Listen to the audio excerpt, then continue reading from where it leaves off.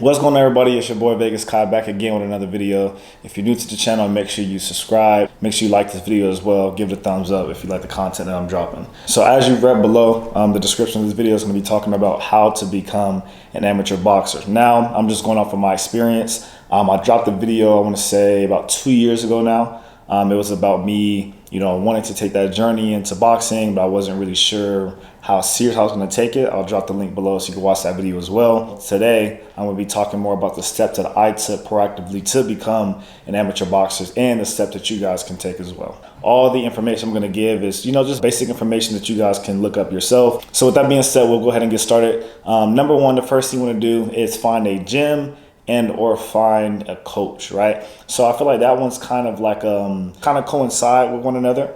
When it comes to finding a gym, I think one thing for me, I'll speak for myself, is make sure it's affordable, right? Make sure that when you're obviously walking into this type of space, everything costs, right? So having a coach costs, paying a gym fee, understand that those things are going to be, in the way for some people when it comes to financially, but, for those who, don't mind paying a couple $100 a month to go to a gym and get trained, just know that it can get costly though. Like for example, the first gym that I started out at was Bones Adams Gym. Bones Adams Gym is a gym out here in Vegas. It's more like, I would say it's like a private gym. It's in the back of a former champion. It's in the back of his house. Bones Adams is definitely well known out here in Vegas, which is where I reside. But the gym is definitely a little bit different, a little bit smaller. And the equipment is not, the same as of going into like the gym that I'm at now, right? So wherever you are, make sure that when you are finding a gym that you want to go to, just kind of based off what you can afford. So like, for example, that first couple months I was training at Bones Adams Gym, that was only $100 a month, But then now the gym where I'm at now, at Top Rank, although there is no, I guess, per se fee, I pay a coach though. So I pay my coach $200 a month. He trains me about 45 days a week for about 2 hours, each session. So when it comes to finding a coach, I think that also kind of goes in when you find a gym, because when you find a gym, obviously there will be coaches there. I feel like it's easier to go about it that way than trying to find a coach first, then finding a gym. So I'll speak for myself, man. For the first, I want to say year, October of 2022 to October of 2023, I was straight self-taught. So YouTube University, man, I was really just me and my boys. We were training together. I was training myself. I was getting myself in shape. And I also had a lot of weight that I wanted to lose before I went to a coach. So I'll give you kind of my perspective and my angle on it. I wanted to go to a coach kind of already well put together. I didn't want to go to a coach and say, hey, coach, train me, and I don't even know how to throw a jab, right? I don't even know how to move around. I'm not in shape. That personally, for me, that's not what I wanted. So I would say I would always, advocate for people to get in shape first before you go to a coach. That way you're kind of giving him something to work with, opposed to you kind of showing up out of shape, kind of sloppy. It's like, I don't know, I guess I just want to, be in the best position. So when I went to my coach, I was kind of already put together. I kind of knew how to throw punches already. For the most part, there's only small things he had to tweak. So it's a lot easier for a coach to kind of, work with somebody who's already kind of learned the basics on their own. For me, being able to, drop a couple weight classes and, drop from, I think I was almost damn near 190 when I was training. And, pretty much before I walked into a gym, I shed about, 15 pounds just by myself. And then when I actually got into a boxing gym and got a coach, I dropped an additional 15. So last thing I want to do is be in a position where I didn't know what the fuck I was doing, and then I go in there and get beat up. That's always been my biggest thing, is that making sure that I am prepared. So I prepared myself for the first year, got the basics down, learned how to throw punches on my own, got my footwork together, got the basic techniques and fundamentals down, and trained myself to get in shape. Next, I would say, after finding a gym and finding a coach, find your weight. Find out what weight class you want to fight at. I'll drop it right here so you guys consider different weight classes. I chose, I was kind of hovering between super middleweight and middleweight. Me being a previous college athlete, I was always used to performing at my best at around 160, 165 pounds. So anything lower than that to me just felt like it would be crazy, but also over time learned that boxing is a little different when it comes to the weight. So you want to make sure that you're fighting at a comfortable weight where you feel like you can move around, you still feel fast, but you don't feel drained, you don't feel sluggish. And you also want to fight too heavy, to where you feel slow and you're getting popped a lot just because, you don't have the per se speed to keep up with the evolving competition. So for me, I'll speak for myself. I think when I started boxing, I was I don't remember what weight class I was in, but I was well over what it was for my height. So I was walking around about, 188 to 190 pounds damn near. So for me, I know I had to cut a lot of weight, and I did that over time. It wasn't something I just did overnight, but with the training I was doing by myself, I got down to that, super welterweight to middleweight range, and that's where I'm at now. And my fighting weight will be 154. That's what I anticipate on fighting coming up into early next year. After you find your weight and you know what weight class you want to fight at, make sure you let your coach know what your goals are weight wise, so that way he kind of can know what to prepare you for and the type of fighting style you're going to have and who you're going to face. And also understand that your height plays a variable in that as well. And I'll also drop that list below so you can kind of see the height difference when comparison to the weight class that you're fighting in on average. So I know for me, the weight class that I'm fighting in, I think the average height is like maybe around like 5'11" or something like that, and me being 5'8", that's decent. But you want to make sure that you're not 5'7", 5'6", trying to fight at 168 and the average height is 6'1". You're going to be 5'6", 5'7", fighting people that are 6'1". That doesn't make sense to me. So make sure that you're picking your class according also to kind of your height, just to kind of know to put yourself in the best position, because you don't want to go in there and lose at the end of the day.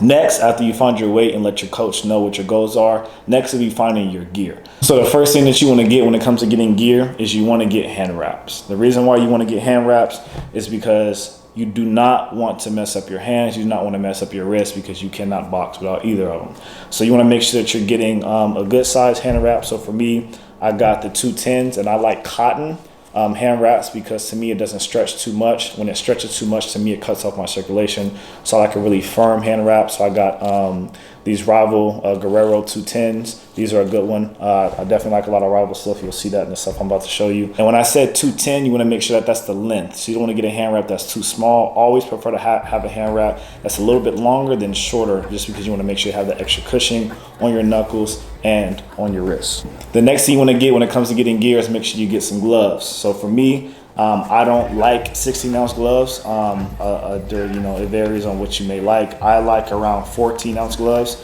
It's a little bit smaller than 16. I would say a small glove would be like an 8, and that's what I started out with. These are 8-ounce gloves. You can obviously see the difference in the size. So you want to make sure that you get gloves that obviously fit and that feel good. These are obviously lighter. These are 8-ounce gloves. These are, I think, 14-ounce gloves. These are what I like to train in. I'll use these just when I'm like shadow boxing and stuff. I just want to have something on my face just to kind of move around. But I don't really use these to hit the bag or anything. When I'm hitting bags or when I'm sparring, I'm using my 14-ounce glove. Next thing you want to get is some shoes. So I didn't have shoes for a while, but when I got into my boxing gym and I got in with a coach, he was the one that kind of, influenced me to kind of take the shoes seriously. And obviously I noticed when I'm actually getting into a ring and I started sparring that you not want to be in there rolling your ankles around. So make sure you're getting something with some good ankle support. So for me, I like these. These are high top. They also have mids as well that come to about right here. But for me, I got Nikes. And the next most important thing that you want to get when it comes to boxing equipment is you want to make sure you get you some jump rope. Get you a pair of jump rope. You want to make sure that the length is obviously good for you depending on your height. I don't know the length of these, but whatever jump rope you get, break it out the box and just do a couple of skips and just kind of see if the length, make sure it's going over a good distance over your height and obviously over your feet too, so that way you're not tripping over your jump rope. I don't know what this is called, but I like the ones with the little barrels in it that have the swivel. To me, it just takes a lot of pressure off of my wrist, and it kind of just circulates well while I'm jump roping. So make sure that you get a good jump rope, because that's just essential. It's an essential thing of boxing. Next thing you want to get that's super essential, which is not right away, but eventually you do want to get one, or it'll be in your best interest to sometimes train with it as well, just so you can get used to it being in your mouth, is you want to get you a mouthpiece. I chose to get the Everlast mouthpiece. You can get whatever one you want. It really doesn't, well, I would say it doesn't matter. Make sure you get a combat sports mouthpiece. Don't go out there getting a super small mouthpiece that's like for basketball or something, because somebody hits you in your mouth, your teeth gonna be knocked out.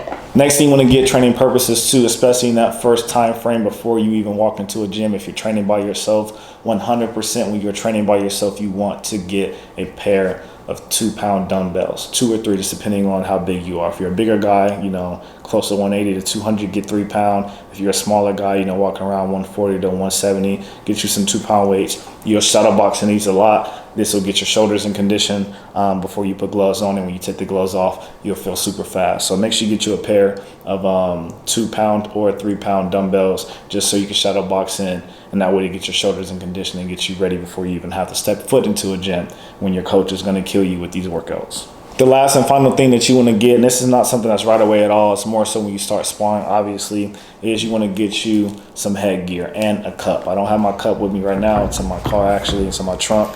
But you want to make sure you get a cup, and I'll drop a picture of that below so you can kind of see what that looks like. But you want to get you a headgear, obviously, in a cup. I got this one for free. I was busting up, but I actually got another one just because you don't want to train with this one for too long. It'll give you fake confidence, and I'll explain what that means in a second. But you want to get you a good headgear. You want to make sure it fits you well. I think this one is a large to XL. This is also Rival as well. This was actually gifted to me by a friend of mine who's a pro.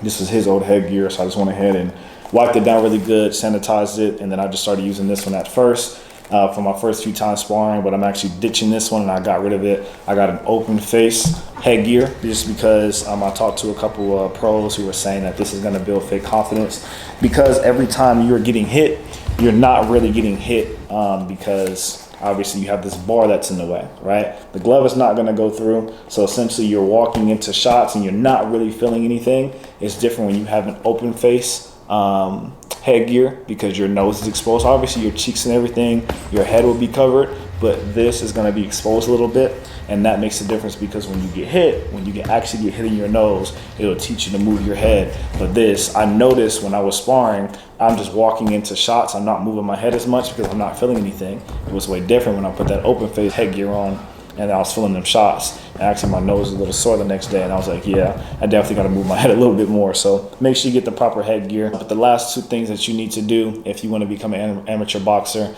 is you want to get a boxing license. Now, I don't know what this looks like. I know that you have to go through USA Boxing. You guys will actually be taking that journey with me, so I'm not going to go too much in detail because I don't know what that looks like. But I do know that very soon I need to obviously sign up and register to get my USA Boxing license. You need that to be able to fight in any tournaments, anything that's sanctioned. So make sure you go ahead and research that. It's super easy to Google that and figure out how or what steps you need to take to get your USA Boxing license. And then the last thing, obviously, once you get your license, is finding a tournament to go into. I've seen boxing tournaments before. I've been to a few before out here in Vegas. I think it's a little bit easier for me because of where I live. It's like the fight mecca of the world, so not going to be hard for me to find a tournament. But for those who live in other states and other cities, you probably will have to travel a little bit, so make sure that you're looking for a tournament that's a little close to you. When it comes to finding a tournament, again, that'll be more stuff I'll go into detail when we get to obviously that point. But as of right now, I'm going to go ahead and end the video here. I hope this video was informational and it was helpful. I appreciate all the support for those who are following me along this journey, and for the people who are still here. Again, if you are new to the channel, make sure you hit that subscribe button. Make sure you give this video a thumbs up, and show me your support with comments as well. Let me know what you guys think, and I'll drop my sparring footage and stuff like that over time, just so you guys can kind of see how I'm looking, what I'm working with, and I'll do a better job at bringing you guys some high quality content. So as always, it's your boy Vegas Kai, and I'll see you guys at the top because the bottom is way too crowded.